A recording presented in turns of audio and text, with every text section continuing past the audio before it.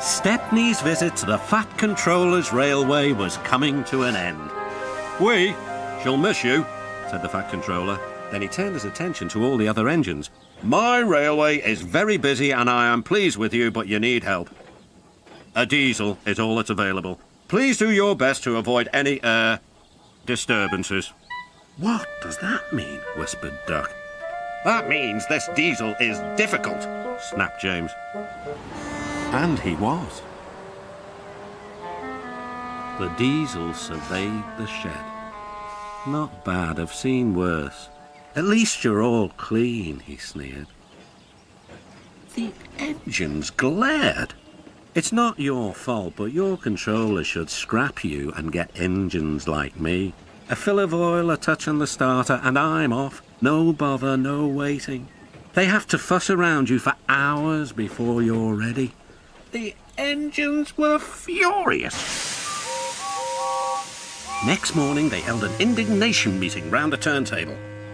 "Disgraceful," mumbled Gordon. "Disgusting," said James. "Despicable," spluttered Henry.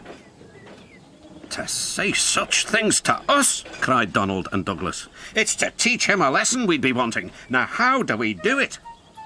The chance came sooner than expected. The diesel was purring comfortably. An inspector watched the fitter making final adjustments. The wind tugged at the inspector's hat. The diesel was ready.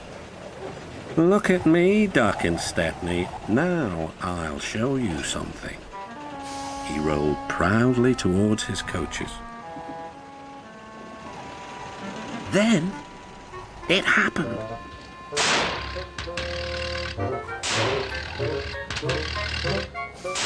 Shaking and spluttering, the diesel stopped. Meanwhile, the inspector was looking for his hat. The diesel seethed with fury as Duck and Stepney pushed him back to the shed. "My hat!" exclaimed the inspector. "You've sucked it through your air intake." "Bother your hat," said the Fat Controller. "The heavy train's due out. You'll have to take it, Duck. Stepney, will you help, please?" "Thank you, sir," cried Stepney. "I'd like a good long run on my last day." The engines were soon ready. "Gordon will take over from halfway, so get the train there. Good luck." "Don't worry," smiled Stepney. "We'll get there and be early too." The cavalcade moved carefully over the rails and out to the open line. "Now for a sprint," puffed Stepney. "I'm ready when you are," replied Duck. Soon they were whizzing through Edward Station. And next, they charged at Gordon's Hill beyond. They felt the drag of the heavy coaches here. It was hard work.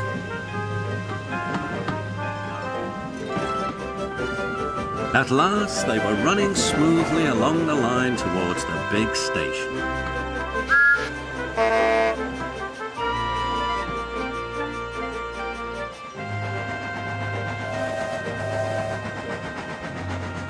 "Hello," said Gordon. "You're early. That's one in the headlamp for old Diesel."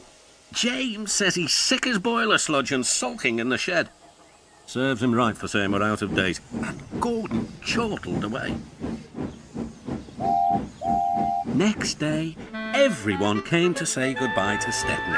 "Come back and see us soon," whistled the engines. "And you are always welcome on my Bluebell Railway too," replied Stepney. Then he puffed away. And what about Diesel? He'd slipped out whilst no one was looking. He said goodbye to no one but left two things behind: a rather nasty smell and a battered bowler hat.